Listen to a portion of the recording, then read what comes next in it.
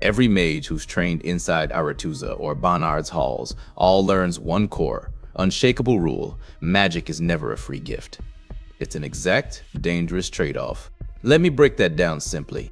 If you plan to conjure fire, you have to siphon thermal energy from your surroundings or burn your own life force as fuel instead. To all sorcerers out there, the whole universe acts like a rigid cage held up by 4 elemental pillars. They're nothing more than careful artisans, only able to catch tiny glimmers of power through the cracks of these fixed universal laws. But then we have Ciri, and her very existence turns this 1,000-year-old magical system into something ridiculous. Today we aren't covering some generic heroic story about a prophesied chosen girl. Instead, we're picking apart a biological abnormality powerful enough to shake the fabric of the whole cosmos. We're diving deep into Ciri's elder blood. This power isn't just stronger regular magic. Think of it as a worn metal chisel, constantly carving cracks into the reality barriers every single world relies on. While all other mages waste countless hours trying to keep one single portal stable, Ciri leaps between entire parallel dimensions at will. And every single jump she makes leaves a mark that brings the multiverse one step closer to total breakdown. Let's dive into this forbidden lore together.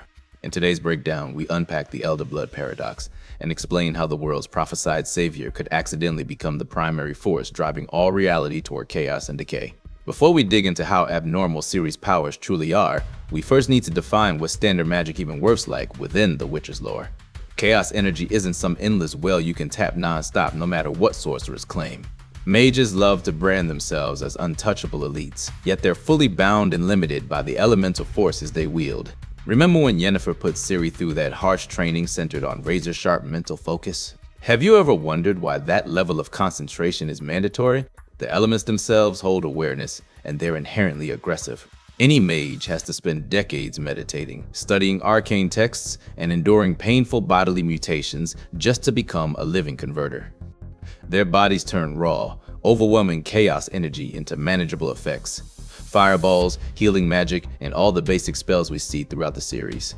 There's a hard upper limit to how much power standard mages can wield. Even a once-in-a-generation genius such as Vilgefortz cannot break the basic physical laws governing the continent. He needs time to recite full incantations, hand gestures to steer energy currents, and magical mediums just to sense spatial layers. To any conventional sorcerer, space resembles a pitch-black, endless ocean. Their teleportation magic is equivalent to scrambling to row a tiny boat across its surface. They have to calculate spatial coordinates with pinpoint surgical accuracy. If their math is off by even a fraction, the interworld vacuum rips their bodies to shreds. This strict obedience to universal magical rules is what built the entire sorcerer civilization we see in the books and show. But Ciri never had to master any of these restrictive rules. She never has to bargain with elemental forces just to scrape together a tiny amount of magic. All those complicated spatial calculations that give regular mages crippling headaches, they mean absolutely nothing to her. If ordinary magic is a long, complicated coding language you have to memorize line by line, the Elder Blood is a built-in cheat code embedded deep within the universe's core system. It skips every single magical restriction and instantly grants full admin-level control over space and time. This exact reality is why the Brotherhood of Sorcerers, and later the Lodge of Sorceresses, live in constant fear of Ciri. Her existence strips away every layer of skill and limitation the magical world was built around. Think about it. An entire civilization spent thousands of years developing a complicated magical system built entirely on sacrifice and careful calculation. Then a biological anomaly shows up who can rewrite reality without paying any cost at all. This isn't just a minor debate for scholars. It's a direct attack on everything sorcerers built their lives around. They aren't scared of Ciri as an individual. They're terrified because she proves every lifetime of their hard magical research amounts to nothing more than childish play. If you want to grasp how dangerous the Elder Blood truly is, we first need to cover its original creation. This isn't just some generic elven spell work we've seen before. It functions as a built-in biological navigation system. The Aen Elle elves didn't simply aim to craft an ultra-powerful sorcerer. Their goal was to engineer a living pilot. Back then, their own world faced total extinction, and they needed a method to relocate their entire race through the void separating parallel worlds. To pull this off, they genetically engineered a gene capable of ignoring every physical law binding the continent. Essentially, they created a multiversal biological virus. When Ciri shifts between worlds, this isn't regular teleportation like Philippa Eilhart casts. A sorcerer's portal works like a thin thread stitching two fixed spots together. It's a fragile, temporary bridge that requires constant energy to hold. Ciri's dimensional leaps are brutal spatial displacement. She doesn't gently fold space to travel, she pierces straight through its fabric. Every single jump she makes leaves microfractures across the fabric of all parallel spheres. Picture a plain glass window. Every light tap leaves a minuscule, invisible crack. One or two taps won't break it, but after thousands of impacts, the glass loses all structural stability. That's exactly how the Elder Blood's viral trait operates. It slowly erodes the dimensional barriers that keep our world separated from the endless void between realities. To fully grasp how horrifying Ciri's abilities really are, we need to break down the multiverse layout the Aen Elle named the Spiral. To any human mage, the universe exists as one single, stable plane of existence. The Aen Elle see it entirely differently. They view reality as a spinning carousel of countless separate worlds, all rotating around a central core axis. Navigating this spiral isn't as simple as traveling from location A to location B. You have to perfectly calculate the rotation timing of every parallel world. Picture attempting to leap between two speeding trains running along curved tracks at different velocities. If your timing is off by even a single millisecond, you won't just fail to land. You get crushed by the raw momentum of shifting reality itself. The Elder Blood acts as the only natural compass capable of tracking the spiral's constant rotation. We call this innate ability multiverse displacement. When Ciri slips into that flux state, she doesn't merely travel through regular space. She moves directly through the void, separating all those rotating world trains. In that void, time holds zero meaning, and most physical bodies dissolve into raw chaotic disorder if they enter unprotected. Regular mages spend hundreds of years trying to copy this power. They constructed enormous fixed portal structures, channeled energy through power stones, and built overcharged megascopes for interworld travel.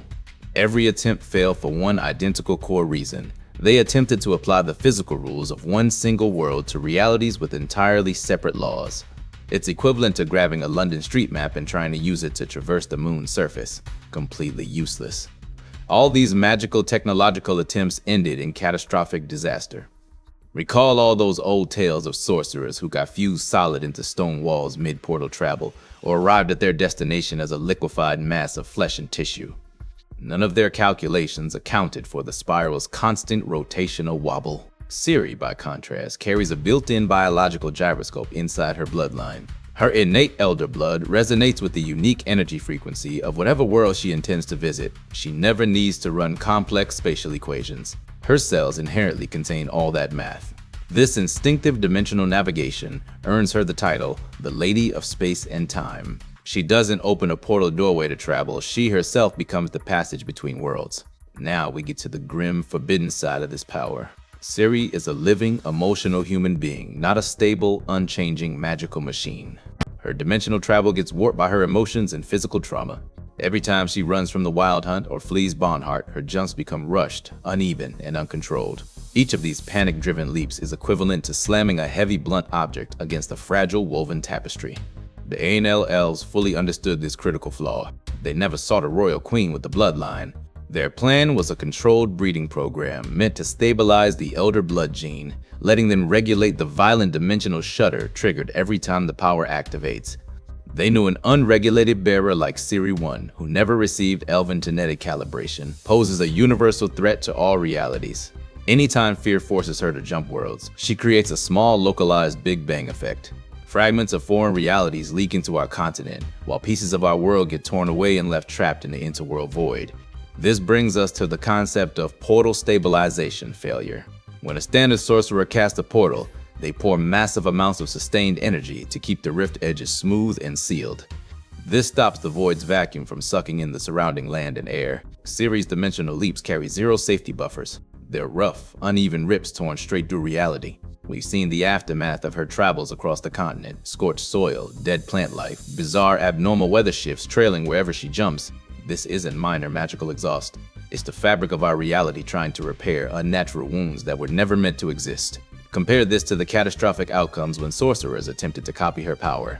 They pooled their magic and built the so-called Gate of the Worlds through ritual and arcane machinery. What did that experiment unleash? The conjunction of the spheres. They never built a safe dimensional bridge. They triggered a multi-reality collision comparable to a massive multi-car pileup. Monsters, human civilizations, and raw magic flooded into a world completely unprepared to handle them. The Elder Blood is essentially a milder version of that cataclysm, yet controlled is a very loose description here. If the conjunction was a full highway crash, Ciri is a driver constantly skidding along a cliff edge. She stays on the road for now, but her tires grind the dimensional pavement to dust with every leap. The spiral dimensional barriers keep growing thinner with every use. Each time Ciri taps into Elder Blood to ignore standard teleportation rules, the separating walls between parallel worlds lose a layer of structural density. The Lodge sorcerers live in terror of Ciri for one clear reason. Their entire magical craft relies on stable, solid reality, which is steadily growing full of holes. They don't view the White Frost as a simple weather disaster. They recognize it as the final thermodynamic result of thinning dimensional barriers. The frost forms when a living world's thermal energy leaks through the rift Ciri creates, spilling out into the freezing empty void between spheres. Now we hit the core logical contradiction sitting at the center of Ciri's entire existence. All ancient prophecies label her as the savior, the key meant to unlock a path and rescue the elves from the White Frost. Yet when we break down how her powers actually function, she also acts as the ultimate force of universal chaos and decay. This is what we name the paradox of universal stability. To put this in simple physics terms, entropy means any system slowly drifts toward total disorder. A world remains stable only when its dimensional barriers stay intact. The Elder Blood's core function is dissolving those separating barriers. If Ciri wants to relocate a world's people to another sphere to save them from ruin, she has to shatter the isolation separating both realities entirely. You can't save a burning room by smashing its wall open to a frozen wasteland. Cold air will rush in and destroy everything that wasn't on fire in the first place. Every dimensional leap, Ciri creates micro-fractures along dimensional borders. These aren't visible gaping holes, but they create defects in a planet's gravitational and electromagnetic protective shielding. We can use a virus as a perfect analogy. A virus invades a cell, hijacks its internal systems to multiply, and eventually ruptures the cell entirely. The Elder Blood hijacks the continent's space-time framework to transport Ciri, and every single jump weakens that reality's core structural stability. We can logically conclude Ciri's powers actively speed up the arrival of the White Frost. In ancient Elven manuscripts, the Frost was a far-off universal ending, billions of years into the future. But as Elder Bloodbearers grew more unstable and lacked proper genetic calibration, the Frost advanced at a far quicker pace. The root cause? The Multiverse's thermal insulating barriers are constantly being compromised by her jumps. Ciri isn't merely a young girl fleeing her pursuers. She acts as an unintended heatsink, siphoning universal thermal energy out into the void every time she activates her bloodline power.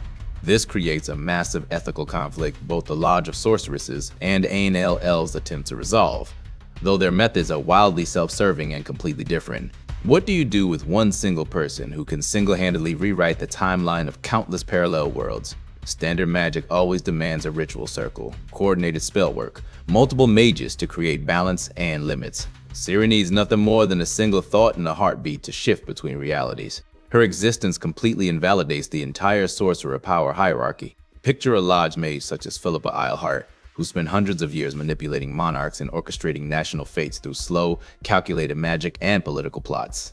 Now imagine watching a teenage girl who can simply step into another century or alien planet and walk away from every scheme you've built.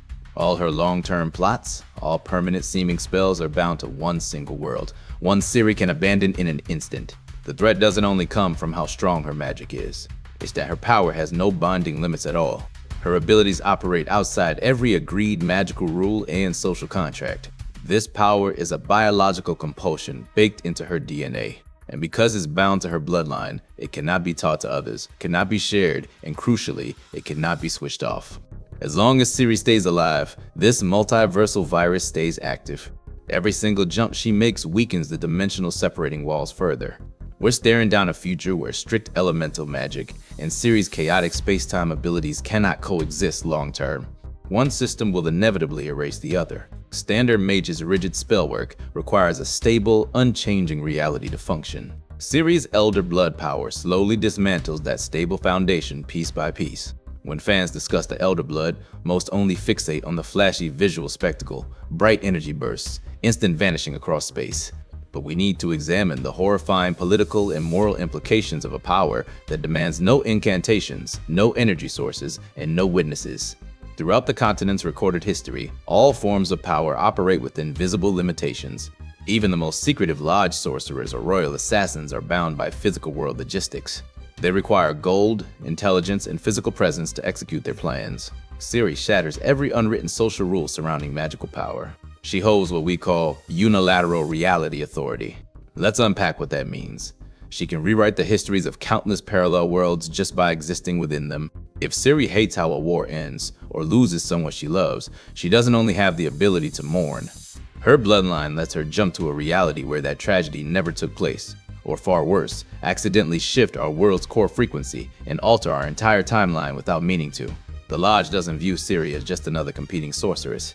They fear her as a force that makes every bit of their lifelong expertise meaningless. For mages such as Philippa and Sheila, knowledge is the only real form of power. They spend entire lifetimes documenting every herb, curse, and planetary alignment, building a massive database of how reality functions. Ciri is a complete system error. She's an unaccounted for variable none of their research can predict. If one human can instinctively cross time and space at will, then borders, fortresses, hidden secrets all lose all meaning whatsoever. This creates a massive power vacuum within the sorcerer hierarchy. Established mages act like librarians trapped inside a burning library, scrambling to save their books while the building's walls melt away around them. They attempted to contain Ciri, arrange political marriages for her, and start controlled breeding lines, not just to seize her blood power, but to force this cosmic anomaly into a system they could comprehend. They wanted to turn a universal disaster into a political tool, but you can't harness a hurricane to light a lamp without the lamp shattering instantly. We also have to talk about the crushing moral weight resting solely on Ciri's shoulders. Imagine carrying this burden. Your basic survival instinct, the urge to run from danger whenever fear hits, is the exact force eroding the universe's dimensional walls.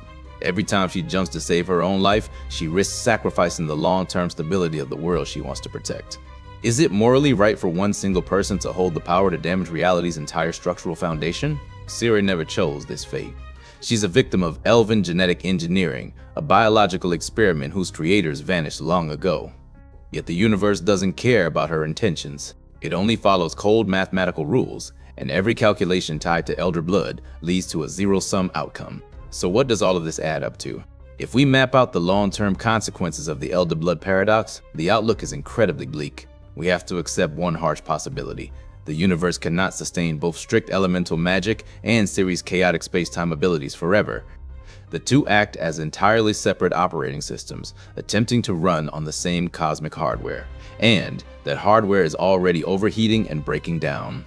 If dimensional barriers keep growing thinner, we face a permanent, endless conjunction of the spheres. This won't be a one-time temporary overlap like the event that first brought humans to the continent. It will mean the complete collapse and dissolution of all separate parallel spheres. Picture a reality with no distinction between here and there, where the physical laws of a dozen alien planets bleed into one another non-stop. Gravity will shift unpredictably, atmospheres will mix into toxic gas clouds, and any stable, fixed physical form will cease to exist entirely. This is the ultimate cosmic failure. Ciri's very existence guarantees the world she wants to protect will eventually unravel. This isn't because she's malicious, it's simply that her power is far too overwhelming for the continent's reality fabric to contain. The Elder Blood is equivalent to an infinitely large data file crammed into a tiny hard drive. Sooner or later, the drive will completely crash. Most fans picture the White Frost as a solid wall of endless ice, but through the lens of the Elder Blood paradox, we need to redefine it as universal heat death. It's a state of total cosmic balance where all thermal life energy leaks out through every rift Ciri creates. Once all dimensional borders vanish, all life-giving warmth dissipates into the endless freezing void. Ciri isn't merely a young girl. She's the permanent leak draining the bucket that holds the world's energy. In the end, the entire Elder Blood storyline acts as a cautionary tale about humanity and elves alike attempting to outwit the universe's natural rules. The Aen Elle believed they could craft a godlike being to save their race from the cycle of universal destruction. Yet in creating this power, they birthed the very force that brings that destruction. They sought a pilot to navigate the spiral, yet overlooked the critical detail that every pilot requires a ship capable of surviving the voyage. The continent is not that sturdy vessel. It's a delicate, beautiful, limited ecosystem never designed to hold a trans-dimensional being such as Ciri. As we examine the end of Ciri's full arc, we realize the real tragedy isn't that she might fail to hold back the White Frost. The true tragedy is that even if she succeeds in her prophesied mission, that victory could deliver the final blow that shatters all reality. She is the prophesied savior, yet chaos and decay run through her blood like a plague. She holds the title Lady of Space and Time, yet space and time themselves are the very forces her power erodes and consumes. The mages will continue to study their books, the kings will continue to fight for their dirt, and the commoners will continue to pray to their gods. But in the background, the silent humming of the elder blood continues, a biological countdown that no spell can stop and no sword can kill. The world began with a conjunction, and if the paradox of the elder blood holds true, it will end with one final, silent collapse into the void. Thank you for joining us in this dissection of the forbidden knowledge. If you want to dive deeper into the hidden mechanics of the Witcher universe, make sure to look at our other analyses. Until then, keep an eye on the sky, because the walls are thinner than you think.